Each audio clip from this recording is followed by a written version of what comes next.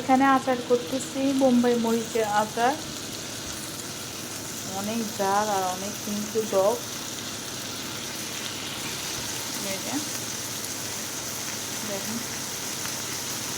সাথে কয়টা রসুন দিচ্ছি।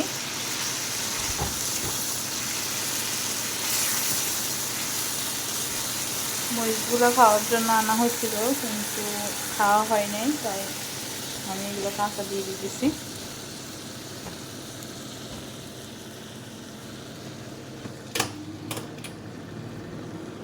দেখেন পাঁচফোড়ন দিলাম,